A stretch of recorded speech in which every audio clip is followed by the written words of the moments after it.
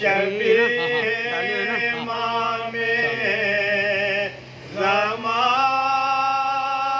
کہتے ہیں تصور میں تصویر جان کہتے ہیں زمین مول لے مزاروں کے خاطر زمین مول لے مزاروں کے خاطر زمین پہ شہیدی نشان کہتے ہیں شبیہ امام زمان کہتے کہا رو کے اکبر نے درد تھم جا کہا رو کے اکبر نے درد تھم جا کلیجے سے بابا سے نا کہتے ہیں شبیہ امام زمان کہتے پکاری سکینہ دعائی ہے بابا پکاری سکینہ دعائی ہے بابا ستم گر میری بالیاں کہتے ہیں شبیہ امام زمان کہتے ہیں کہاں بیڑیاں کہاں پائے عابد کہاں بیڑیاں کہاں پائے عابد یہ لنگر کہیں ناتواں کہتے ہیں شبیہ امام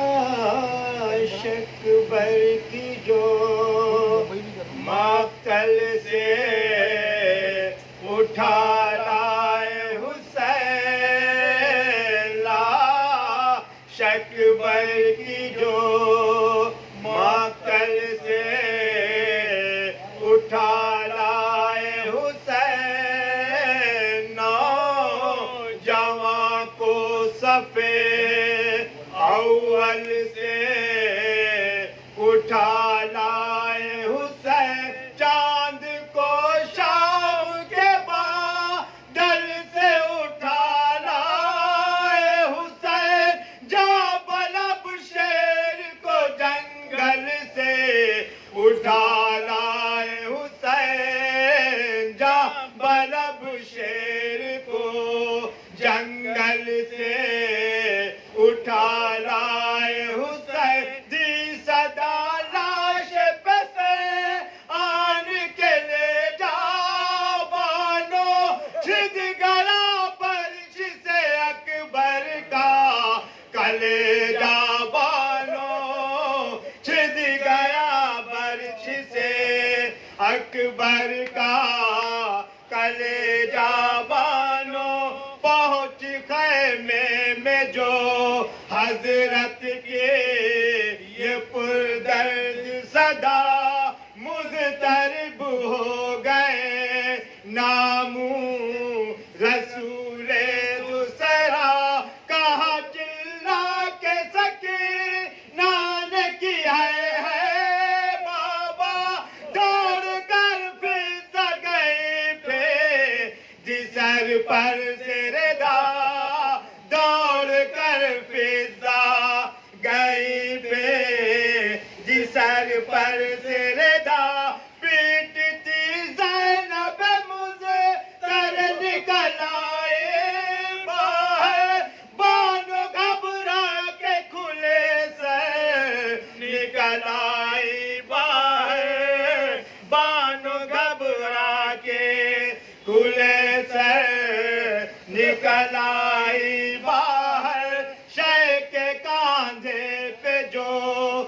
دیکھا علی اکبر کو نڈھال، ہاتھ پھیلا کے یہ چلائے کہ ہے میرے لال، کیا غضب ہو گیا ہے بادشاہ نے کردار، راس آیا نہ میرے بچے کو 18واں سال، راس آیا نہ میرے بچے کو 18واں سال، ٹکڑے زخموں سے بدن ہو گیا سارا، ہے کون تھا جس نے میرے لال کو مارا، ہے کون تھا جس نے میرے لال کو مارا، ہے رو کے بانوں سے یہ فرمانے لگے شاعری، سر نہ پیٹو ابھی زندہ ہے میرا ماں جبھی، سانس آتی ہے دم ہے یہ بازی ہے پھنسے، کچھ ان کا بھی ہے اور ہم بھی ہے مرنے کے قریب، کچھ ان کا بھی ہے اور ہم بھی ہے مرنے کے قریب، سب چھوٹا اب نہ رہا کوئی ہمارا، بانو اس جوان بیٹے کے غم نے ہمیں مارا، بانو اس جوان بیٹے کے غم نے ہمیں مارا، بانو کہہ کے یہ لاشیں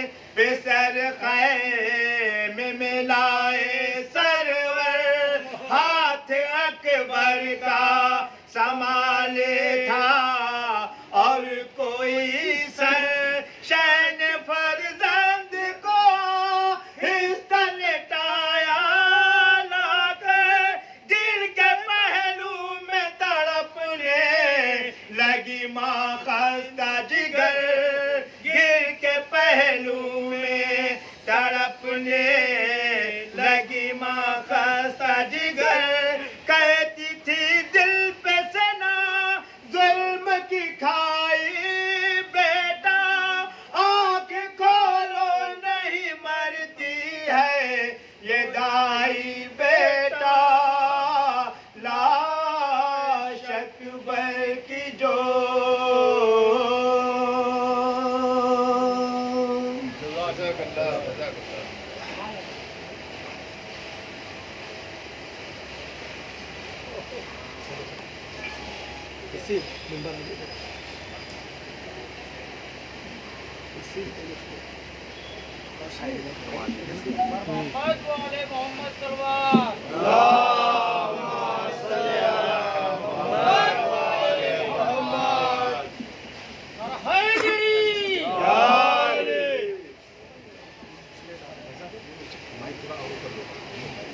یا کراس لے لو نا، کراس لے لی احتشام بھائی، کراس لے لو، ہاں ہاں بھائی مائک کراس لے لو،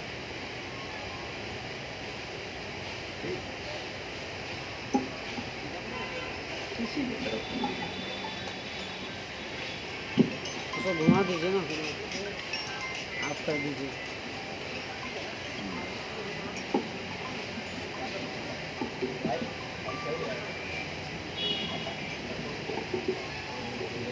گزار ہوں آپ تمام حضرات سے کہ ہولڈ نہیں ہو رہا ہے. سورہ فاتحہ اور 3 مرتبہ سورہ توحید کی تلاوت فرما کر سید علمدار حسین ابن محمد عباس اور سیدہ کاظمہ بی بی بنت نذیر حسین جعفری، مرحوم سید علی احمد جعفری ابن نذیر حسن جعفری، مرحوم سید حسن اختر ابن مشیت علی آپ بھی، مرحومہ سیدہ کنیز عباس بنت علمدار حسین اور جو لوگ مجلس میں حاضر تشریف فرما ہیں ان کے تمام مرحومین اور جملہ مومنین اور مومنات کو آپ ایک خطہ سورہ فاتحہ پڑھتے ہیں سال کا.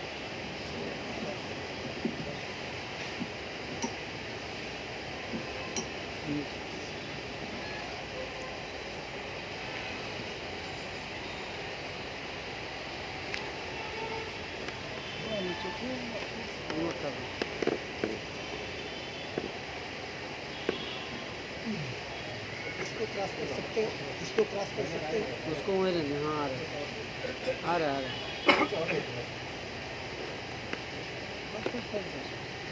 ایکسپوز کرو. رحم اللہ من قرأ الفاتحہ.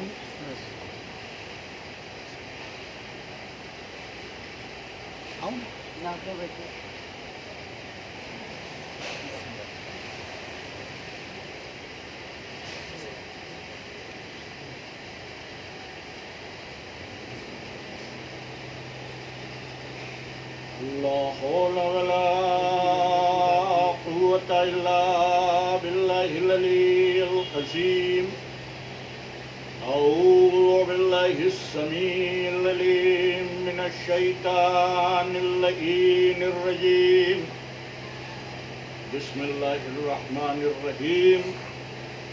الحمد لله رب العالمين والصلاة والسلام على اشرف الانبیاء والمرسلین سیدنا و نبینا و شفیعنا و مولانا و مقتدانا بالقاسم محمد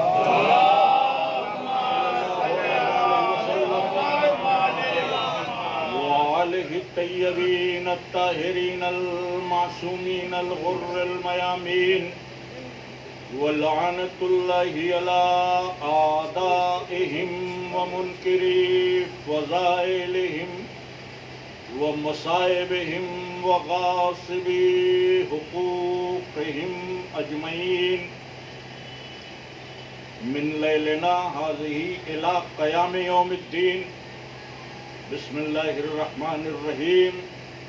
رب اشرح لي صدري ويسر لي أمري واحلل عقدة من لساني يفقهوا قولي.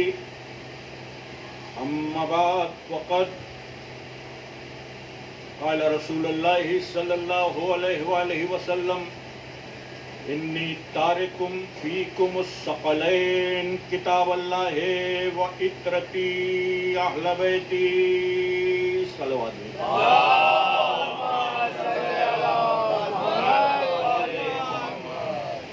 برادران ایمانی، اس عشرہ اربعین میں جو سلسلہ گفتگو آپ حضرات کی خدمت میں حاضر کرنا ہے اس کا خاکہ میں نے کل آپ کی خدمت میں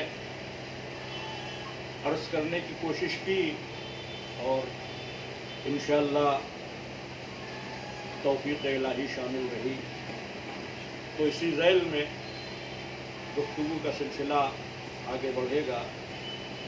میں نے حدیث ثقلین کو سرنامہ قرار دیا اور اس حدیث شریف کو صرف اس لیے سرنامہ قرار دیا کہ یہ حدیث اصل میں امت مسلمہ کے درمیان ایک پیغام وحدت ہے اور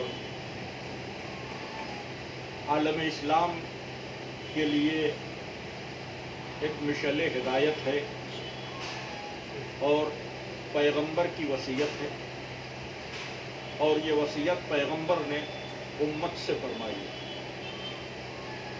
اور جس موقع پہ فرمائی ہے اس موقع کو محدثین اور مورخین نے بڑی تفصیل سے لکھا ہے.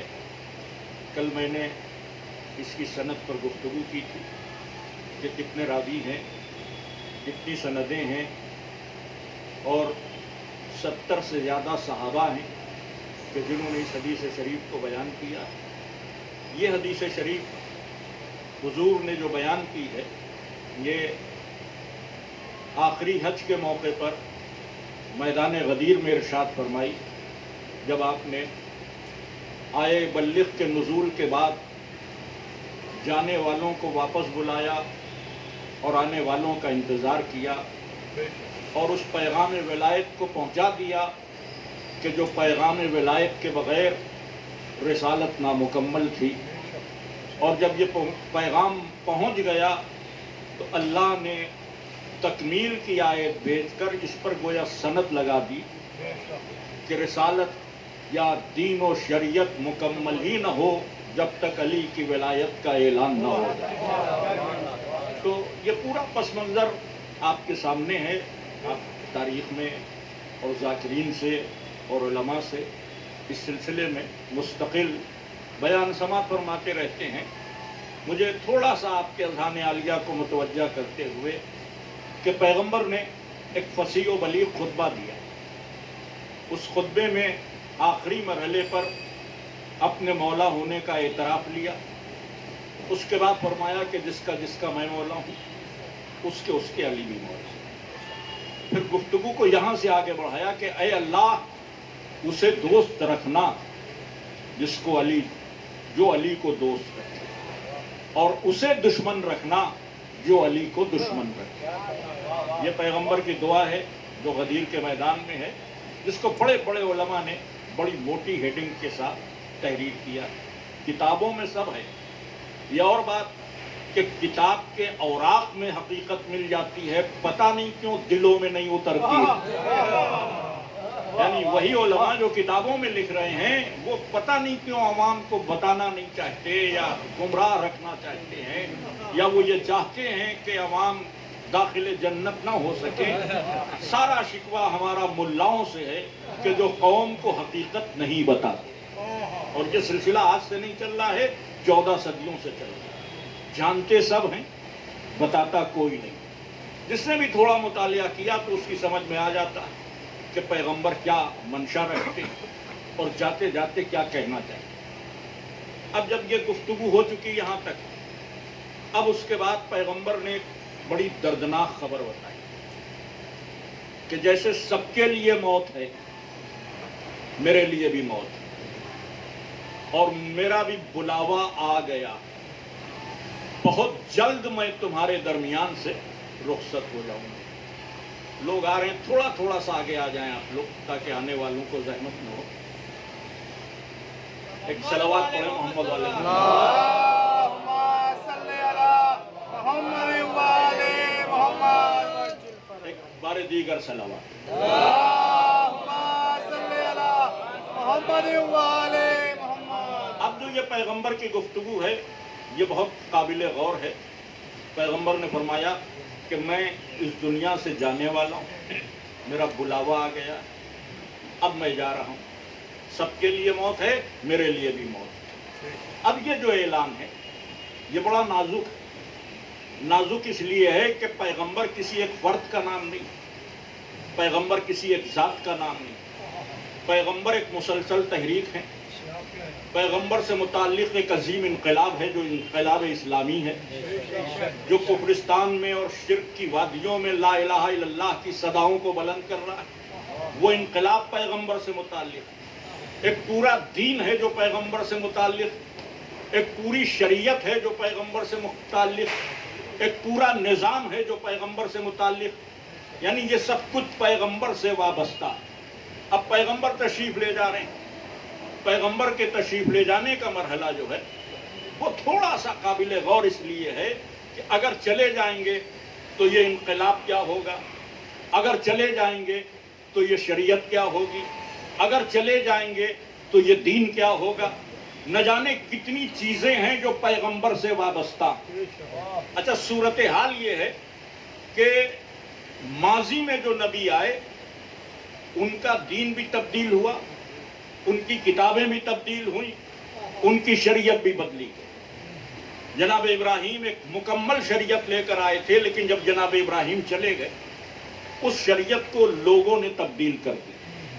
وہ جو شریعت ابراہیمی ہے وہ مکے ہی میں پروان چڑھ رہی تھی، اسی شریعت کے فالوورز تھے کہ جنہوں نے خانہ کعبہ میں بت رکھ دیے۔ یہ شریعت ابراہیمی کے ماننے والے تھے ابتدا میں، اور ایسا بگڑے کہ عبادت کدے کو بت کدہ بنا دیا۔ ایک تو مکے کی مثال تھی۔ اس کے بعد موسیٰ ایک مکمل شریعت لے کر آئے، یہودیوں نے اس شریعت کو بعد میں بدل دیا۔ جناب عیسیٰ ایک کامل شریعت لے کر آئے، عیسائیوں نے اس شریعت کو بدل دیا۔ اچھا، اس میں جو قابل غور بات تھی، ماضی کا جو تجربہ تھا، وہ یہ کہ غیروں نے نہیں بدلا، جو ماننے والے تھے انہی نے بدلا۔ اس کا مطلب یہ کہ یہ خطرہ موجود ہے کہ ماننے والے ہی بدل دیتے ہیں۔ جیسے ماضی کے نبیوں کے لیے ہوا، ویسا ہمارے حضور کے لیے بھی یہ خطرہ ویسا ہی موجود ہے، کیونکہ ماننے والے تو وہی انسان ابراہیم کو مان رہے تھے، وہی انسان موسیٰ کو مان رہے ہیں، وہی انسانی برادری ہے جو میرے رسول کے ساتھ۔ تو اب یہ خطرہ ہے نا کہ دین بھی بدل سکتا ہے، شریعت بھی بدل سکتی ہے۔ تو اب پیغمبر کے سامنے بھی بڑا نازک مرحلہ۔ اچھا، ماضی کے جو انبیاء ہیں ان کے لیے ایک پلس پوائنٹ، ایک جا رہا ہے، اگر اس کی شریعت بدل جائے گی تو دوسرا آ کے اسے ٹھیک کر دے گا۔ ابراہیم چلے گئے، موسیٰ نئی شریعت لے کر آ گئے۔ جب موسیٰ چلے جائیں گے، دین کو موسیٰ والے بگاڑ دیں گے، تو عیسیٰ شریعت الہی لے کر اور نظام قدرت کو لے کر تشریف لائیں گے۔ اچھا، جب عیسیٰ چلے جائیں گے تو عیسیٰ کو یہ یقین ہے کہ جو آخری نبی آئے گا وہ بگڑی ہوئی باتوں کو بنا دے گا۔ لیکن یہ جو آخری نبی ہیں، اب اس کے بعد نہ کوئی دین آئے گا، نہ کوئی کتاب آئے گی، نہ کوئی شریعت آئے گی۔ یہ جو رسول کا اسلام ہے، اسے قیامت کی صبح سے ملحق ہونا ہے۔ اب اپنی اصل صورت میں یہ انقلاب وہاں تک چلا جائے، یہ سب سے بڑا مسئلہ تھا۔ اب پیغمبر کے سامنے بھی مسئلہ تھا، امت کے سامنے بھی مسئلہ تھا۔ پیغمبر کہہ رہے تھے میں دنیا چھوڑ کر جا رہا ہوں، مگر لاوارث چھوڑ کر نہیں جا رہا ہوں تم، میں جا تو رہا ہوں مگر تم میں دو وزنی چیزیں چھوڑ کر جا رہا ہوں۔ ایک اللہ کی کتاب، دوسرے میری اطرت جو میرے اہل بیت ہیں۔ ایک صلوات بھیجے محمد والے۔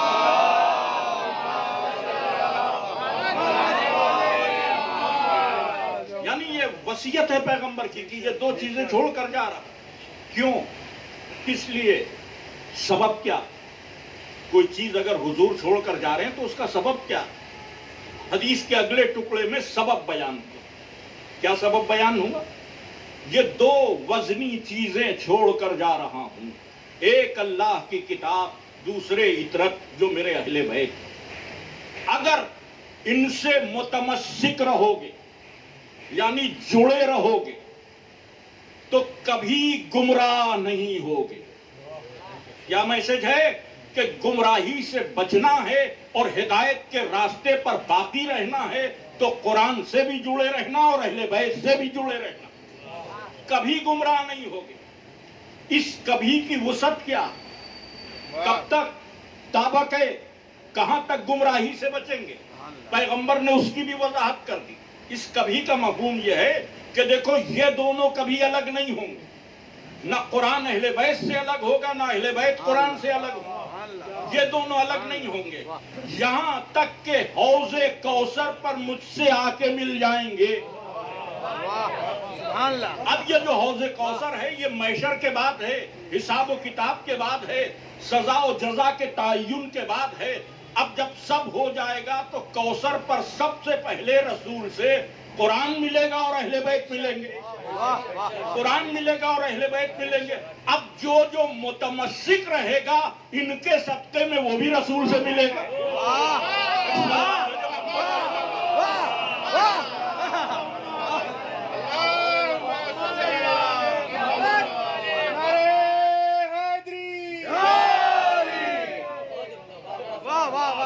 جو متمسک رہے گا وہ بھی ملے گا۔ یہ پورا حدیث کا متن تھا جو میں نے آپ کی خدمت میں حاضر کیا، اور جس کے لیے میں نے کل حوالے دے دیے کہ عالم اسلام کی کوئی ایسی حدیث کی کتاب نہیں ہے اور کوئی ایسا محدث نہیں ہے کہ جس نے اس حدیث کو صحیح نہ کہا.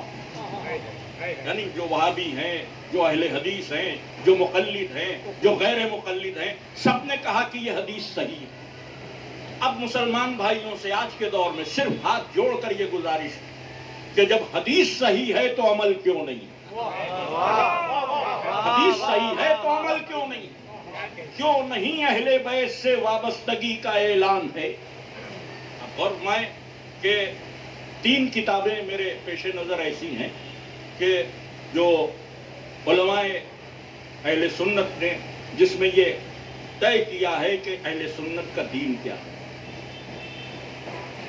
اور ان 3 کتابوں میں واضح طور پر یہ لکھا ہوا ہے کہ ہم دین اہل بیت سے نہیں لیتے. ہاں، باقاعدہ یہ تحریر ہے، ہم دین اہل بیت سے نہیں لیتے. نہ علی سے دین لیتے ہیں، نہ بطول سے دین لیتے ہیں، نہ حسنین سے دین لیتے ہیں. یہ سب مل کر کوئی بات کہیں تو وہ بھی اہل سنت کے لیے حجت نہیں. جی یہ ہے حجت صحابہ کا بیان. یہ ایک مزاج ہے جو ابتدا سے چلا کہ حجت صحابہ کا بیان ہے، حجت اہل بیت کا بیان نہیں. بس یہی سوال ہے کہ کوئی ایک ایسی حدیث سنا دو صحیح السند اور سچی، جیسی حدیث ثقلین. ایک حدیث سنا دو کہ پیغمبر نے کہا ہو کہ میرے صحابہ سے دین لے لینا. ایک حدیث، کوئی ایک حدیث کہ میرے پیغمبر نے کہا ہو کہ میرے صحابہ سے دین لینا، یا پیغمبر نے یہ کہا ہو کہ ازواج مطہرات سے دین لینا. پیغمبر نے کہا ہی نہیں. 2 حدیثیں ہیں. ایک حدیث یہ ہے کہ میرے صحابہ ستاروں کی مانند ہے، کسی ایک کی پیروی کرو گے تو نجات پا جاؤ. یہ حدیث بہت سی کتابوں میں ہے، لیکن علم رجال کی بنیاد پر علماء اہل سنت جب اس کی تحقیق کرتے ہیں تو مجبوراً لکھتے ہیں کہ یہ حدیث ضعیف ہے. یہ احتیاط ہے ضعیف، اصل میں وضعی ہے. ضعیف اور وضعی میں فرق. وضعی وہ حدیث ہے جو گڑھی ہوئی ہے، ضعیف وہ کہ جس کے راوی نہ مل رہے ہیں. یہ گڑھی ہوئی حدیث، لیکن وہ احتیاطاً لکھ دیا جاتا ہے کہ ضعیف ہے، کمزور حدیث. ایک حدیث اور پیش کی جاتی کہ میرے بعد دین خلفائے راشدین سے لینا. تو ہمیں اس حدیث کو سچا ماننے میں کوئی اعتراض نہیں. ہو سکتا ہے پیغمبر نے کہا خلفائے راشدین سے دین لینا. یہ تو طے کیجئے کہ پیغمبر کے خلفائے راشدین ہیں کون. یہ طے کر لیجئے. بالکل پیغمبر نے کہا ہوگا کہ ہمارے خلفائے راشدین سے دین لینا، رشد دینے والے خلیفہ سے، ہدایت دینے والے خلیفہ سے دین لینا. تو یہ تو طے ہو جائے کہ وہ ہیں کون. بنیادی بات تو یہاں پہ. تو اس حدیث کا کوئی فیور آپ کے اس میں نہیں ہوتا، کیونکہ اس میں خلفائے راشدین کی بات. وہ حدیث جس میں یہ کہا گیا کہ میرے صحابہ ستارے ہیں، جس کسی کی پیروی کرو گے ہدایت پا جاؤ گے، وہ رجال کے طور پر بھی جعلی ہے، روایات کے طور پر بھی جعلی ہے، خلاف قرآن بھی ہے، خلاف سیرت بھی ہے. تو اس حدیث کے سچے ہونے کا کوئی ثبوت. ان حدیثوں کے علاوہ کوئی ایک اور حدیث بتا دی جائے کہ جب پیغمبر نے کہا ہو کہ کسی صحابی کی پیروی کر لینا، کسی تابعی کی پیروی کر لینا. پیغمبر جب دنیا سے جا رہے تھے تو ہم کو قرآن اور اہل بیت کے حوالے کر کے گئے. ہم کو قرآن اور اہل بیت کے حوالے کر کے گئے. صحیح مسلم میں جب یہ حدیث لکھی گئی اور کہا گیا کہ میرے اہل بیت اور قرآن کی پیروی کرنا، تو امام مسلم نے لکھا کہ 3 بار پیغمبر نے کہا کہ میرے اہل بیت کے سلسلے میں اللہ سے ڈرتے رہنا. پھر کہا کہ میرے اہل بیت کے سلسلے میں اللہ سے ڈرتے رہنا. پھر کہا کہ میرے اہل بیت کے سلسلے میں اللہ سے ڈرتے رہنا. 3 بار یہ فقرے دہرائے. اے اللہ کے رسول، جیسے آپ اہل بیت کے لیے 3 بار تاکید کر رہے ہیں تو 3 بار قرآن کے لیے بھی تاکید کیجیے. قرآن کے لیے تاکید نہیں، کیونکہ پیغمبر کو معلوم ہے کہ قرآن کو قبول کرنے میں کسی کو انکار نہیں، کیونکہ قرآن ہے خاموش کتاب. جیسے چاہیں گے تعویل کر لیں گے. اہل بیت ہیں بولتی ہوئی کتاب. خاموش کتاب کو تو گھمایا جا سکتا ہے مگر بولتی ہوئی کتاب کو بدلا نہیں جا سکتا. اسی لیے پیغمبر نے 3 بار عجب عدد استعمال کیا. 3 بار کہا کہ اہل بیت کے معاملے میں اللہ سے ڈرتے رہنا, اہل بیت کے معاملے میں اللہ سے ڈرتے رہنا, اہل بیت کے معاملے میں ڈرتے رہنا. یا میں لفظوں کو بدل دوں کہ پیغمبر یہ بتا رہے تھے کہ اجماع کرنا تو اہل بیت کا خیال رکھنا, شورا کرنا تو اہل بیت کا خیال رکھنا. ایک صلوات بھیجے محمد والے محمد.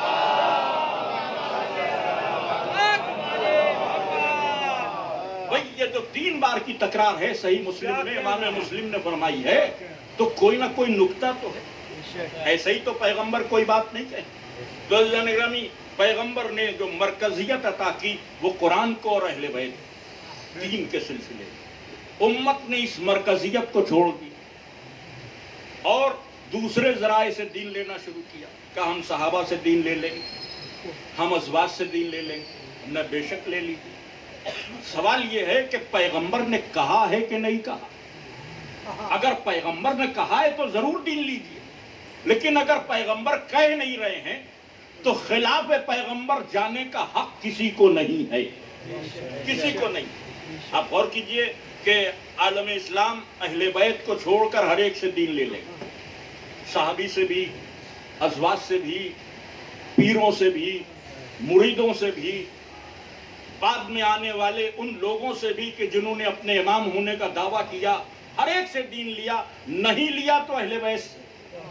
14 صدیوں کی یہ تاریخ, اور صرف تاریخ نہیں, یہ 14 صدیوں کا درد اور نشانہ ہم کو بنایا گیا. خود دین اہل بیت سے لیا نہیں. ہم پر یہ الزام کہ ہم صحابہ کو تسلیم ہی نہیں کرتے, ہم صحابہ کی عزت ہی کے قائل نہیں, ہم صحابہ کی توہین کرتے. آہستہ آہستہ گفتگو آگے بڑھے گی اور یہ ثابت کرنے کی کوشش کی جائے گی کہ یہ محض الزام, یہ محض الزام. ہم صحابی کو بھی مانتے ہیں, ہم اہل بیت کو بھی مانتے ہیں, مگر صحابی کو صحابی کی حیثیت میں مانتے ہیں, اہل بیت کو اہل بیت کی حیثیت.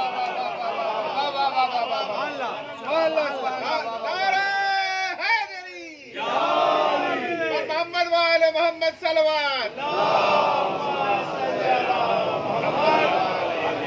پیغمبر کے وہ صحابہ جن کو سب تسلیم کرتے ہیں, یوں ہی نہیں, قرآن نے بھی بنیاد دی, رسول اللہ نے بھی بنیاد دی صحابہ کو ماننے کی, مولائے متقیان نے بھی. آپ دیکھیے کہ مولائے متقیان کی وصیت ہے. اکثر ذاکرین شبوں میں رمضان کی ان تاریخوں میں 19, 20, 21 میں جب مولا کی شہادت ہے تو وصیت پڑھتے ہیں. اس وصیت میں جہاں سب کچھ امام حسن سے کہا, وصیت کیا ہے؟ انسانی قدروں کو زندگی دینے کا ایک منشور ہے جو علی امام حسن کے ذریعے پوری انسانیت تک پہنچانا چاہتا. ایک منشور ہے پورا. اس وصیت میں مولائے متقیان نے کہا کہ اے بیٹا حسن, رسول کے ان صحابہ کا خیال رکھنا. اب مولا صحابہ کے خیال رکھنے کی بات کر رہے ہیں, رسول کے ان صحابہ کا خیال رکھنا جنہوں نے بدعتیں نہیں کی. مولا علی فرما رہے ہیں کہ رسول کے ان صحابہ کا خیال رکھنا جنہوں نے بدعتیں نہیں کی اور جنہوں نے کسی بدعتی کو پناہ بھی نہیں دی. نہ بدعتیں کی نہ بدعتیوں کو پناہ دی, ان کا خیال رکھنا.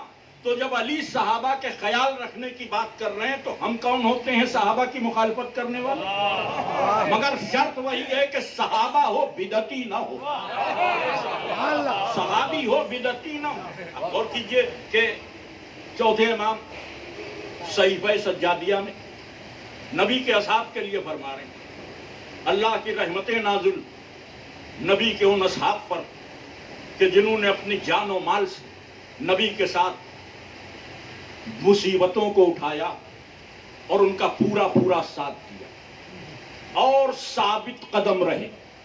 یہ صحیفہ سجادیہ کی دعا ہے جس میں صحابیوں کا تذکرہ. اس کا مطلب یہ کہ مولا علی بھی صحابی کا تذکرہ کر رہے ہیں, چوتھے امام بھی صحابی کا تذکرہ کر رہے ہیں, امام صادق بھی صحابہ کی عظمت بیان کر رہے ہیں. تو ہم کیا پاگل ہیں کہ اپنے اماموں کے خلاف چلے جائیں گے؟ ہم بھی صحابہ کی عظمت کے قائل ہیں، انہی حدود کے ساتھ جن حدود کے ساتھ خود رسول اور اہل بیت نے بیان کیا۔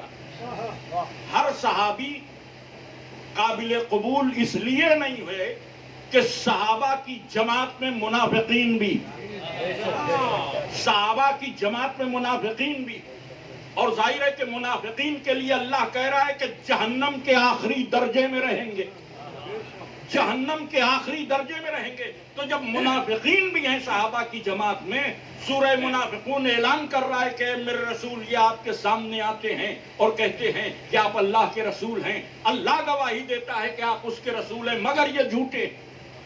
منافق وہ ہیں کہ جو سچ بول کر بھی جھوٹے ہیں، سچ بول رہے ہیں مگر اللہ کی نگاہ میں جھوٹے ہیں، اس لیے کہ زبان پر سچ ہے، دل میں سچ نہیں ہے۔ تو یہ رسول ہی کی بزم کے تو لوگ ہیں۔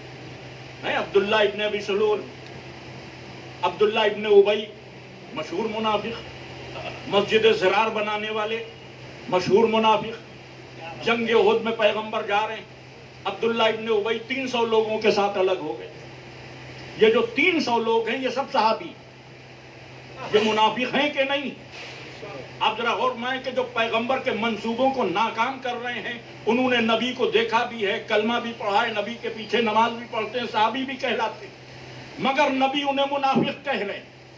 تو یہ جو منافق کا مرحلہ ہے یہ نبی کی حیات میں بھی ہے، نبی کے بعد بھی ہے۔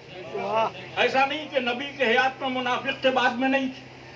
غور کیجئے کہ بعد والوں کے لیے حدیث کیا کہہ رہی ہے۔ صحیح بخاری میں 3 مقامات پہ امام بخاری 3 مقامات پہ لکھ رہے ہیں کہ جب پیغمبر کے سامنے حوض کوثر پر ایک گروہ لایا جائے گا، اور جب وہ لایا جائے گا تو فرشتے ان کو ہٹا دیں گے۔ جب ہٹا دیں گے تو نبی یہ کہتے ہوئے آگے بڑھیں گے کہ صحابی صحابی، یہ میرے صحابی ہیں، یہ میرے صحابی۔ تو ادھر سے کہا جائے گا کہ آپ کو نہیں معلوم آپ کے بعد انہی نے دین بدل دیا۔ یہ صحیح بخاری کی حدیث ہے۔ اس کا مطلب یہ کہ نبی کی حیات میں بھی منافق ہیں، نبی کے بعد بھی منافق ہیں۔ ہم شیعوں کا یہ موقف ہے کہ صحابی کو مانیں گے، منافق کو نہیں مانیں گے۔ یہ ہمارا موقف ہے۔ صلوات بھیجو محمد والے۔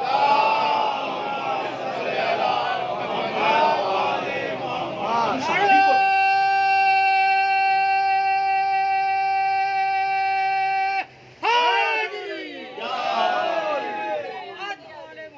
صحابی کو تسلیم کرنے کو تیار، ہم منافق کو نہیں تسلیم کریں۔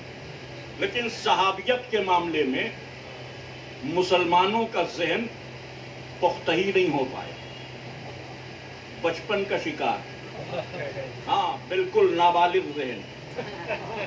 یہ جتنے لوگ مجلس میں بیٹھے ہیں یہ سب کبھی بچے تھے، ہم بھی بچے تھے، آپ بھی بچے تھے۔ تو بچپن کا معاملہ کیا ہوتا ہے کہ جب 3 سال 4 سال اور 5 سال کے تھے، اسکول جاتے تھے تو اپنے والد کی بڑائیاں بیان کرتے تھے۔ دنیا میں سب سے زیادہ طاقتور تو میرے پاپا، دنیا میں سب سے اچھے تو میرے پاپا، دنیا میں سب سے بہترین تو میرے پاپا۔ مطلب یہ ماننے ہی کو تیار نہیں تھے کہ کوئی ان سے بھی بہتر ہے، یہ ماننے ہی کو نہیں تیار۔ یہ بچپن کا تقاضا ہے، ہر بچے میں ہوتا ہے، اسے اس کے باپ اچھے لگتے، اسے اس کی ماں اچھی لگتی، دوسرے اس کے مقابلے میں نہیں۔ لیکن جب عمر بڑھتی، شعور کی دنیا میں داخل ہوتے ہیں، سمجھ آتی ہے تو یہ ادراک ہوتا ہے کہ نہیں، دوسروں کے باپ بھی، ان کا بھی معاملہ ہے۔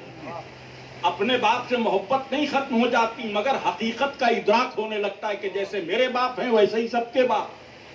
تو مسلمان امت صحابہ کے مسئلے میں اسی بچپن میں ہمارے صحابہ آج تک بالغ ہی نہ ہو پائے۔ ایک صلوات بھیجو محمد۔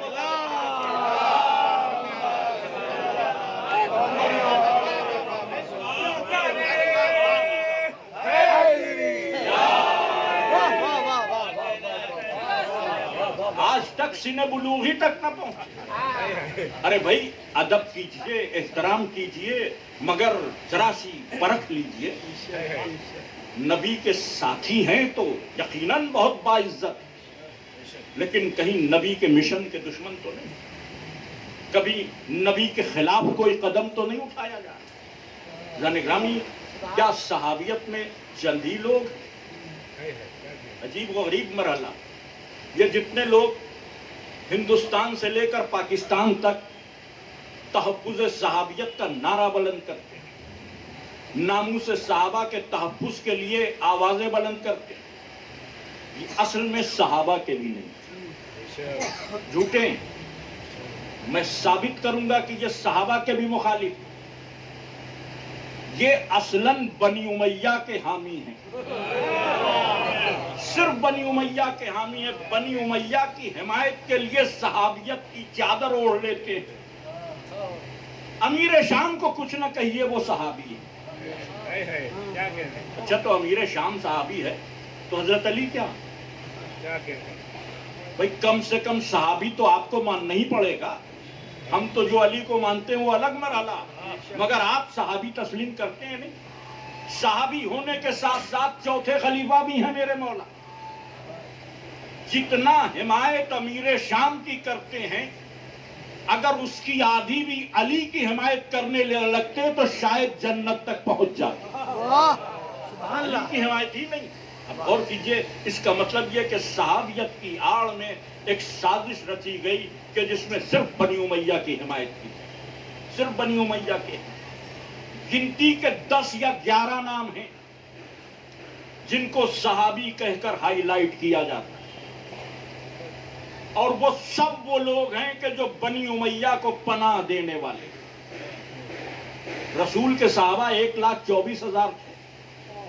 غدیر کے میدان میں جب حدیث بیان کی ہے، حدیث ثقلین، تو اس وقت راویوں نے لکھا کہ 1,24,000. یہ شیعہ راویوں کی تعداد. اہل سنت راویوں نے لکھا 1,40,000. ناصبیوں نے، ابن تیمیہ جیسوں نے لکھا 40,000. تو 40,000 سے لے کر 1,40,000 تک غدیر میں ہیں. تو کم سے کم یہ تو مانیے گا کہ رسول کے 1,00,000 سے زیادہ صحابی. نام بتا دیے. صحابہ کی عظمت کا قصیدہ پڑھنے والوں صحابیوں کا صرف نام بتا دو، مذہب بدل دیں. 1,00,000 میں 15 سے آگے تمہیں نام نہیں یاد، تم صحابہ کی بات کرتے ہو. ہاں صحابی قابل عزت ہے، قابل احترام ہے، مگر وہ صحابی کہ ابو ذر جیسا ہو، غلامی کی دنیا سے آزاد ہونے والا ابو ذر ہو تو اس کے پیروں کی خاک کو آنکھوں کا سرما بنا لے.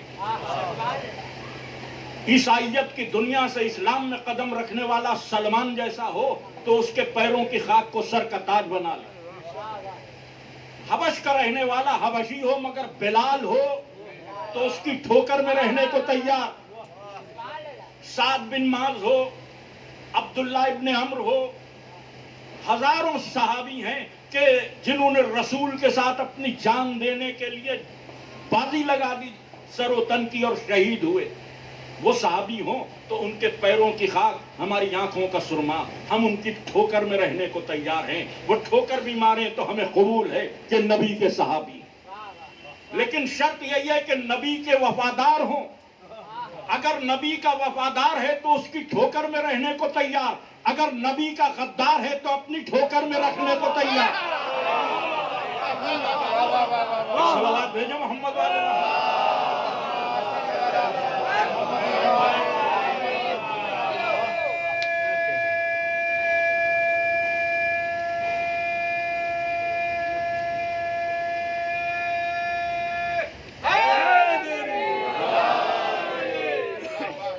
بیعت رضوان کے صحابہ کا تذکرہ قرآن نے کیا، کہا سب رضی اللہ ہو گئے. وہاں بھی شرط لگی ہوئی کہ جو ایمان پر باقی رہیں. جہاں جہاں قرآن میں صحابہ کا تذکرہ ہے، شرط ایک ہی ہے کہ جو تقوی پر باقی رہیں. اس کا مطلب یہ کہ صحابیت کے ساتھ شرط ہے تقوی پہ باقی رہیں. عزیزان گرامی، صحابی ہونا بہت بڑی بات ہے، مگر شرف صحابیت کو باقی رکھنا صحابی کی ذمہ داری. صحابی کی ذمہ داری کہ وہ اپنے شرف کو باقی رکھے. بھئی ہم سے کچھ معاملوں میں تو بہت ہی بہتر. ہم وہ بدنصیب لوگ ہیں کہ جس نے اپنے رسول کا چہرہ نہیں دیکھا. صحابی وہ خوش نصیب لوگ ہیں کہ جنہوں نے رسول کے چہرے کی زیارت. زائر رسول بڑا مرتبہ ہے ان کا، مگر شرط یہی ہے کہ وفادار رہیں. شرط یہی ہے کہ وفادار رہیں. اپنی صحابیت کے شرف کو باقی رکھیں. بالکل یوں سمجھ لیجئے کہ میں ذاکر ہوں، مولا کا تذکرہ کرتا ہوں. اس کا شرف مجھے یہ ملا کہ جہاں آپ دیکھتے ہیں خوش ہوتے ہیں، سلام کرتے ہیں، سینے سے لگاتے ہیں، خیریت پوچھ لیتے ہیں، محبت کرتے ہیں. ایک الگ سے ایکسٹرا عزت ہمیں پے جو ہوتی ہے، اس کی صرف ایک وجہ ہے کہ میں ممبر پر ذکر مولا کرتا ہوں. اور یہ عزت آپ اس لیے کرتے ہیں کہ میں آپ کے مولا کا ذاکر ہوں. چونکہ آپ کو اپنے مولا سے محبت ہے، اس لیے مجھ سے محبت ہے. محبت کی وجہ یہی ہے کہ آپ کو اپنے مولا سے محبت ہے، تو اب میں ذاکر ہوں. یہ ایک الگ سے شرف ہے، یہ ایک الگ سے عزت ہے. مگر اس ذاکری کے شرف کو برقرار رکھنا میری ذمہ داری ہے. اس ذاکری کے شرف کو برقرار رکھنا میری ذمہ داری ہے. اگر میں ذاکر ہوں، آپ کے درمیان آیا ہوں، تو ذاکر کی حیثیت سے رہوں. مسجد میں دکھائی دوں، نماز پڑھتا ہوا دکھائی دوں، فرش اعضاء پہ دکھائی دوں، اور میں بمبئی کے لہو لاب میں لگ جاؤں، بازاروں میں گھومنے لگوں، کہیں جوا ہو رہا ہے میں کھڑا دیکھ رہا ہوں، نہ بھی کھیل رہا ہوں، تو جتنے لوگ مجھے دیکھیں گے ان کو شرم نہیں آتی؟ مولانا اس جگہ کھڑے ہیں جہاں جوا ہوتا، اس جگہ کھڑے ہیں جہاں خراب باتیں ہوتی. تو اب اگر میں یہ حرکتیں کرنے لگوں تو اپنے ذاکر ہونے کے شرف کو میں خود کھو رہا ہوں. ذاکر ہونے کی عزت یہی ہے کہ حسین کی غلامی میں رہیں تو عزت بھی ہوتی رہے گی اور حسین شرف بھی عطا کرتے رہیں. تو یہ میری ذمہ داری ہے نا کہ ہم اپنے شرف کو برقرار رکھیں. اسی طرح صحابی ہونا بہت بڑی بات ہے، مگر اپنے شرف کو باقی رکھنا صحابی کا کام ہے. کہ اگر صحابی ہے تو نبی اور اہل بیت کا غلام بن کر رہے، آقا بننے کی کوشش نہ کرے. جب آقا بننے کی کوشش کرے گا تو کندہ جہنم تو بن سکتا ہے، کسی عزت کا مستحق نہیں ہو سکتا ہے. ایک درود پڑھے محمد والے.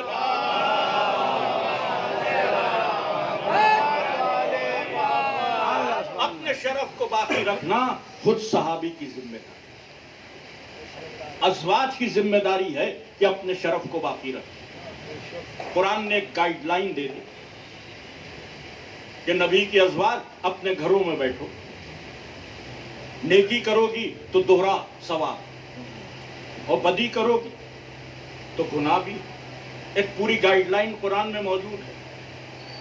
جو بیویاں گھروں میں بیٹھی رہیں، زندگی بھر نہیں نکلی، کتنی عزت ہے ان کی.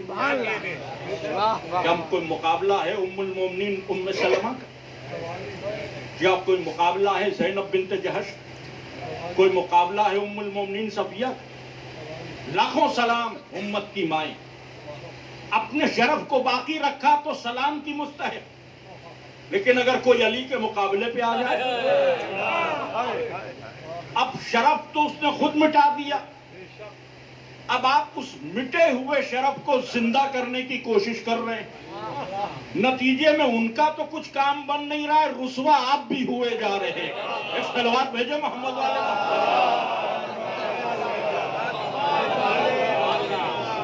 اپنے شرف کا برقرار رکھنا خود صحابی کی ذمہ داری، خود ازواج مطہرات کی ذمہ داری، یہ ان کی ذمہ داری. مگر اہل بیت کے شرف کا برقرار رکھنا اللہ کی ذمہ داری.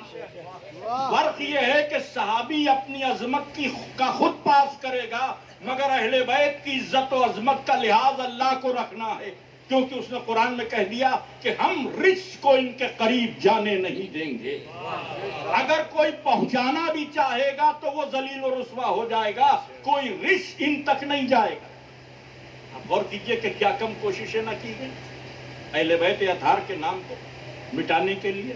کل میں نے عرض کیا تھا کہ پیسے دیے گئے کہ آیتیں بدلی جائیں، علی کی شان میں نازل ہونے والی آیتوں کا مستحق ابن ملجم کو قرار دیا جائے، مشرکین کے لیے نازل ہونے والی عذاب کی آیتوں کو معاذ اللہ علی سے جوڑ دیا جائے. 4 لاکھ درہم دیے گئے. عمرو عاص نے امیر شام سے کہا اب تو تمہیں حکومت مل گئی، اب کیوں نہیں چین سے بیٹھتے؟ اب تمہارے خاندان کے لوگ ہیں، ان پر کرم کی نظر ڈالو. تو اس نے کہا جب تک اذان میں محمد کا نام ہے سینے میں کانٹا بن کر چبھتا رہے. یہ کون ہے؟ یہ امیر شام ہے، جس کی عظمت کے لیے مسلمان پریشان ہوا جا رہا ہے. چپ رہیے، کف لسان کیجئے، کچھ نہ بولیے. کاتب وحی ہیں، مومنوں کے ماموں ہیں. اگر معاویہ ماموں ہے تو یزید ماموزاد بھائی ہوا. بھئی اگر وہ ماموں ہے تو ماموزاد بھائی کے لیے بھی کچھ کوشش کرو. نہیں، چپ رہیے، کچھ نہ بولیے. وہ کیا کہہ رہا ہے کہ محمد کے نام سے خلیفہ. مزاج پہچان، یہ نام جب تک زندہ رہے تب تک میرے سینے میں چبھتا رہے. کیا کرو گے؟ کہ میں ایسی نسل تیار کروں گا کہ جو بچپنے سے بڑھاپے میں داخل ہوگی عداوت علی پر. ہاں، یہ سب اسٹیٹمنٹ ہیں، تاریخ میں موجود. خلافت و ملوکیت پڑھ لیا ابو لالا مودودی کی، اسد الغابہ پڑھ لیجئے، اور بہت سی کتابیں ہیں. الملل و نحل عبد الکریم شہرستانی کی، سب میں آپ کو ملا کر یہ ساری چیزیں مل جائیں.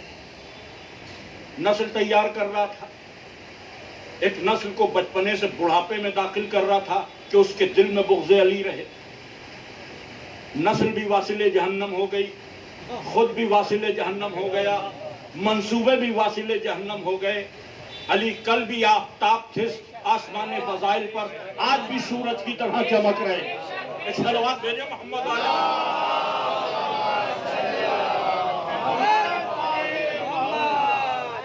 تو آپ ذرا سا غور کیجئے کہ پیغمبر نے کہا کہ دو چیزیں چھوڑ کر جائیں، قرآن اور اہل بیت. امت نے اہل بیت کو مائنس کیا یہ کہہ کر کہ قرآن کافی. یہ کہہ تو دیا مگر یہ بھول گئے کہ پیغمبر نے کہا تھا اپنے اسی گفتگو میں اور اسی حدیث میں کہ قرآن کبھی اہل بیت سے الگ نہیں ہو، اہل بیت کبھی قرآن سے الگ نہیں ہوں. اب اگر تم قرآن کا دامن تھامو گے تو قرآن اپنا دامن جھٹکا دے کے چھوڑا لے. وہ کہے گا ہمیں اہل بیت کے ساتھ رہنا ہے اور کسی کے ساتھ نہیں رہنا. قرآن کے جب کوئی آیت مشکوک کرے گی تو تشریح اہل بیت کرے گی. قرآن میں جب کوئی الجھن پیدا ہوگی تو وضاحت اہل بیت کریں گے. قرآن سے جب کوئی مسئلہ تلاش کرنا ہوگا تو سوائے علی کے کسی کی اوقات نہیں کہ قرآن سے مسئلہ ڈھونڈ لے. تو اہل بیت قرآن کے مسائل کو حل کریں گے، وضاحتیں کریں گے. اور جب عظمت اہل بیت کے باب میں لوگوں کو شک پیدا ہوگا تو قرآن فضائل بیان کرنے لگے گا. دونوں لازم و ملزوم ہیں. اہل بیت کی عظمت نہ سمجھ میں آئے تو قرآن کے ورق کھول لینا. ورق ورق پہ کبھی علی نظر آئیں گے، کبھی حسن نظر آئیں گے، کبھی حسین نظر آئیں گے، کبھی بطول نظر آئیں گی. اور اگر قرآن کی آیت نہ سمجھ میں آئے تو در علی پر آ جانا، ایک ایک آیت کی وضاحت کر دیں گے، ایک ایک آیت کی تشریح فرما دیں گے. دونوں میں کبھی الگاؤ نہیں ہوگا. امت نے رسول کے اتنے امپارٹنٹ حکم کو پس پش ڈال دیا اور اہل بیت کو مائنس کر کوشش کی کہ اہل بیت منظر سے غائب ہو جائے. رسول کے بعد ایک فضا تیار کی، بغض اہل بیت. اور 50 برس میں یہ بغض اتنا توانا ہو گیا، اتنا توانا ہو گیا کہ اب شاید روئے زمین پر کوئی اہل بیت کا چاہنے والا نہ ہو. اس بغض کی آندھی کے سامنے حسین نے کربلا میں دیوار بنایا. یہ جو کربلا میں حسین آئے ہیں، جن کو لائے ہیں، ان کی بنیاد عشق علی. جتنے حسین کی طرف ہیں ان کی بنیاد عشق علی، جتنے یزید کی طرف ہیں ان کی بنیاد بغض علی. کربلا کا مارکا اسی بنیاد پہ لڑا جا رہا ہے. کون قرآن اور اہل بیت کے ساتھ ہے اور کون قرآن اور اہل بیت کا دشمن. ادھر سے قرآن کی دشمنی کی آواز نہیں، مگر اہل بیت کی دشمنی کا مطلب ہی یہ ہے کہ قرآن کی دشمنی، یہی مطلب ہے. تو ادھر جو ہیں وہ علی کے ساتھ، ادھر جو ہیں وہ لوگ ہیں کہ جو علی کے دشمن. اور امام حسین کی جیت یہیں سے ہوتی کہ جب ادھر کے ادھر آ جاتے ہیں، ادھر کا کوئی ادھر نہیں جاتا. اس لیے کہ جو ادھر آ رہا ہے وہ راحت چھوڑ کر مصیبت میں آ رہا ہے. وہ دریا چھوڑ کر پیاس میں آ رہا، وہ وافر غذا کو چھوڑ کر بھوک کی وادی میں آ رہا، وہ ظلم کے سہنے کے لیے مظلومیت کی طرف کوچ کر رہا ہے. جو ادھر سے آ رہا ہے وہ مصیبت کی طرف آ رہا ہے، تکلیف کی طرف آ رہا ہے، راحت کو چھوڑ کر آ رہا ہے. مگر حسین یہ زمانے کو جتانا چاہتے ہیں کہ جب عشق علی دل میں اتر جاتا ہے تو تکلیف ہی راحت بن جاتی ہے، مصیبت ہی میں سکون ملنے لگتا ہے. اور کیجئے کہ آپ کے سامنے منظر ہیں کربلا، ادھر کے لوگ ادھر آئے اور ادھر سے آئے. جناب زہیر ابن قین جن کے لیے تاریخ میں واضح لکھا تھا کہ عثمان کے شیعہ، شیعہ کس کے؟ عثمان. اب جو حسین کے ساتھ آئے تو کس کے شیعہ ہو گئے؟ علی کے شیعہ ہو گئے. اور جب جنگ کرنے گئے تو رجس پڑھ رہے. علامہ مجلسی نے بھی ان کے رجس کو لکھا، طبری نے بھی ان کے رجس کو لکھا. رجس کے کیا فکر ہیں؟ اس وقت تک یہ تلوار جلتی رہے گی جب تک اپنے آقا و مولا سید و سردار حسین سے تم کو بھگا نہ دوں، دفع نہ کروں، یا خود ٹکڑے ٹکڑے نہ ہو. جھوم جھوم کر یہ رجس پڑھ رہے ہیں. اب جب یہ رجس پڑھ رہے ہیں تو ادھر سے کیا کہا جا رہا ہے؟ زہیر تم تو ہمارے آدمی تھے. بغض علی کے خیمے سے آواز بلند ہو رہی، زہیر تم تو ہمارے آدمی تھے، ادھر کہاں چلے گئے؟ زہیر عشق علی کی صورت میں جواب دے رہے ہیں کہ ہاں کل تک تمہارے ساتھ تھا مگر آج علی کے خیمے میں ہوں. اور پھر اس کی وضاحت کیوں فرماتے کہ یوں سمجھ لو کہ کل تک جہنم میں تھا آج جنت میں ہوں. زہیر کے یہ فقرے تاریخ میں محفوظ ہیں کہ کل تک جہنم میں تھا آج جنت میں. اور میں کہ پیاس میں جنت ڈھونڈی ہے، بھوک میں جنت ڈھونڈی ہے، تکلیفوں میں جنت ڈھونڈی ہے. زہیر کیا میسج دے رہے ہیں کہ اگر دل میں علی کا عشق ہو تو دنیا کی مصیبتیں بے ضرر ہو کر رہ جاتی ہیں. اگر دنیا پریشان کرے، اگر حالات پریشان کریں، اگر ماحول پریشان کرے، کبھی کوئی بھی پریشانی آئے، عشق علی کے دریا میں ڈوب جائیے، ہر پریشانی سے آسانی سے گزر جائیے. یوں ہی تھوڑی میزم تمار کٹتی ہوئی زبان کے ساتھ علی کا قصیدہ سنا رہے. ارے آپ میں سوئی چپ جائے تو تکلیف ہوتی ہے. ابھی میں ممبر پہ گفتگو کر رہا ہوں، کوئی آ کے ایک سوئی چپ ہو دے تو میں ڈسٹرب ہو جاؤں گا. وہاں کیا ہے؟ ہاتھ میں کیل ٹھوکی گئی، سولی پہ لٹکایا گیا. کیا یہ معمولی تکلیف ہے؟ کیا کہہ رہے ہیں؟ کیا کوفے والوں آج اپنے مولا علی کے وہ فضائل سناؤں کہ تم نے کبھی سنے نہیں تھے. اتنی تکلیفوں کے بعد علی کے فضائل میں یہ جو زبان رب اللسان ہے یہ اس بات کا اعلان کر رہی ہے کہ دل میں جب عشق علی ہوتا ہے تو دنیا کی مصیبت خود بخود راحت میں بدل جاتی ہے. دنیا کی مصیبت خود بخود راحت میں بدل جاتی ہے. زن گرامی، اور پھر امام حسین نے آخری مرحلے میں کربلا کی جنگ کی وضاحت کی فرمائی. کیوں ہو رہی لڑائی؟ ہماری کتابوں میں نہ دیکھی، طبری نے لکھا کہ جب سب شہید ہو گئے، یعنی علی اکبر کا لاشا اٹھا چکے، علی اصغر کو سپرد لحد کر چکے، اب آئے. اب طبری لکھتا ہے کہ حسین آئے، آواز دی کہ میری بات سن لو. لوگ متوجہ ہوئے، گھوڑوں کی آواز، اونٹوں کی بلبلاہٹ، ایک ہنگام. امام نے کہا ان آوازوں کو خاموش کراؤ. علامہ مجلسی اس منظر کو لکھتے ان آوازوں کو خاموش کراؤ. تو ادھر سے کہا گیا یہ ہمارے بس میں نہیں. مولا حسین نے کہا تمہارے بس میں نہیں مگر میرے بس میں ہے. ایک اشارہ کیا تو یہ جتنے جانور تھے یہ چپ ہوئے. اب امام حسین نے گفتگو شروع. اب یہ گفتگو جو ہے طبری نے لکھی.